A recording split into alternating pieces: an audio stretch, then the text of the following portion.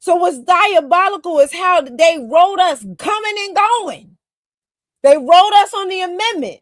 Then they wrote us on you know what I mean? The fact that she used because they were so outraged that she was at a carnival by a black man, that they passed this flimsy, no constitutional leg to stand on amendment. This is not the first time, and it won't be the last time that left-wing white supremacy tries to co-opt our amendments. Amendments meant just for us. For those that don't know, Roe v. Wade was also anchored onto the 14th Amendment.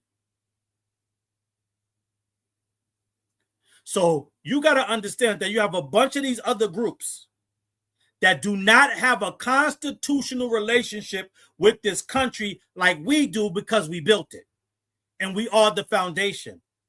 And so they have to find ways to pigeonhole, crowbar, tether onto our amendments, our legacy, in order to push their agenda forward. And if you look and do research on what they tied it to, it was one of the most flimsiest arguments that I don't even know how it stood the test of time for as long as it did. Outside of left-wing white supremacy pushing its agenda and making sure nobody's paying attention.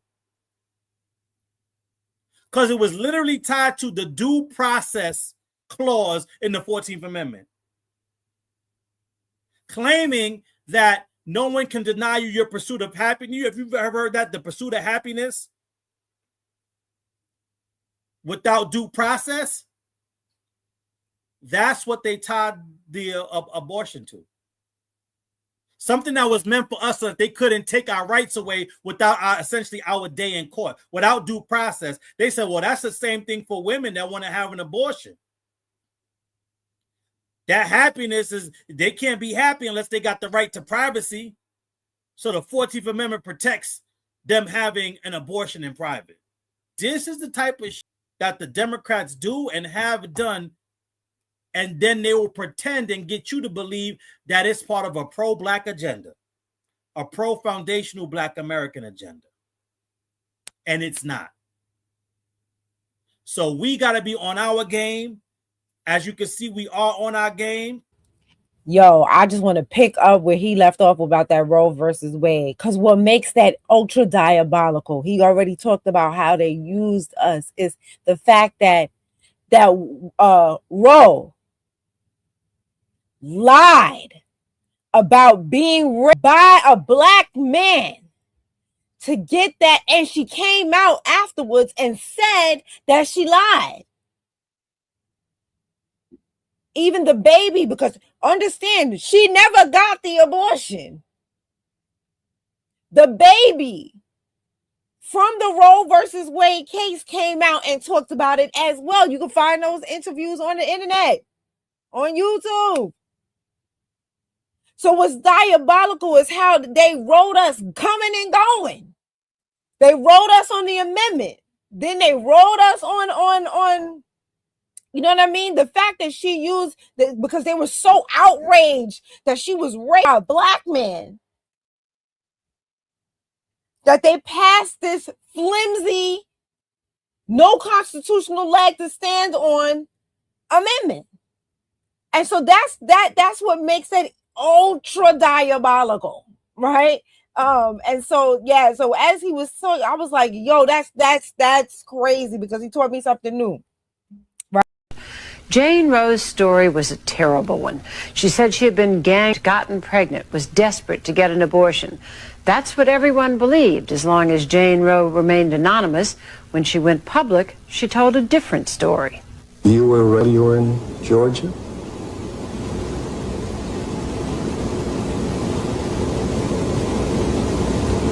No, I wasn't. You were not? No, I wasn't. Oh, so all those stories that are in the books and so forth are not true? Yes, sir. Yes. They're not true. Right. And it turned out that lying wasn't the only embarrassment this darling of the pro-choice forces presented. In her personal treatise published last year, Norma McCorvey told the story of her somewhat sordid life. Then she still adamantly supported abortion. Now she adds that to the list of sins she took with her into the baptismal pool. I've cheated people out of money. I've sold drugs. I was an abusive alcoholic for many years. I've done a lot against his teachings. But I think the far greater sin that I did was to be the plaintiff in Roe versus Wade. Shelley Thornton was a toddler when Roe v. Wade was decided in 1973, and she has lived most of her life in anonymity, never knowing as a child how her very existence was at the center of that landmark case. For decades, Shelley Thornton has been living with a truth she's kept close to her heart. For a long time, you didn't tell anybody who your biological mother was. What kind of weight was that? It's a lot of weight. I don't want people finding out that Norma gave birth to me and then be like, oh, so it's because of you. Y'all are only filling in the shoes of the white supremacists that came before you. You are acting the same exact way. We are accustomed to this. We have seen this story before. We see with the Statue of Liberty. Y'all sit here and lie and talk about it's about how, inviting immigrants into the country. No. It was about the emancipation of us. But you lie and lie and lie. And constantly changing the story and changing the rule. You are no better. And that is why we don't have no sympathy for you. You are no better. We sat here and told y'all how many years about how white folks stole rock and roll and pretended that they did it. And now y'all trying to do it with hip hop. Y'all, we didn't let them do it rock and roll. You thought we was going to let you do it with hip hop? Even the story of the Boston Tea Party, all of that. Do you know that with the Boston Tea Party, they dressed up as us? So that they could have a stronger claim on why they were fighting the British. Our history has always been used as a legal constitutional leg to stand on for revolution. To make change, to force change.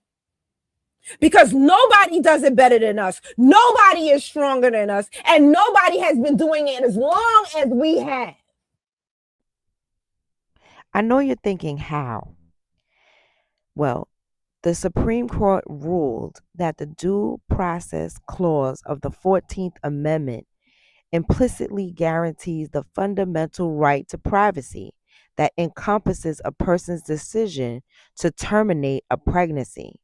This established a nationwide constitutional right to abortion, subject to the specific government regulations based on the stage of pregnancy. Now, this is what President Devine was talking about when he said it was such a flimsy legal leg to stand on.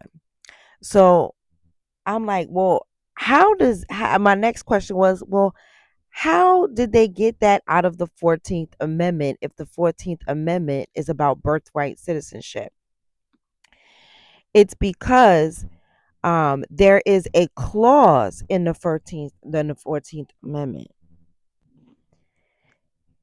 It's because the 14th Amendment includes both birthright citizenship and the privacy protections used for Roe versus Wade, because it's divided into different sections. The Due Process Clause is the same section that also states that no state can deny any person life, liberty, or property without the due process of law. Over time, the Supreme Court ruled that liberty includes a fundamental right to personal privacy, In 1973, the court used that as a specific right to privacy to protect. In 1973, the court used this specific right to privacy to protect abortion in Roe versus Wade. See, this is crazy. Like, we fought for everything and everybody rides on our coattails. And this is the problem. Okay, so y'all was asking about my Juneteenth shirt that I made. Okay, I got shirts for y'all. I got women's t-shirts and men's t-shirts. I worked hard. I found a really good supplier with really good quality t-shirts. So go to evenmelanin.com and pick you up a Juneteenth t-shirt today. They come in red and royal blue. Newly added navy blue. Keep watch because more t-shirts will be coming over time because I got a lot of ideas. You know what I mean? Pick up your t-shirt today by going to evenmelanin.com.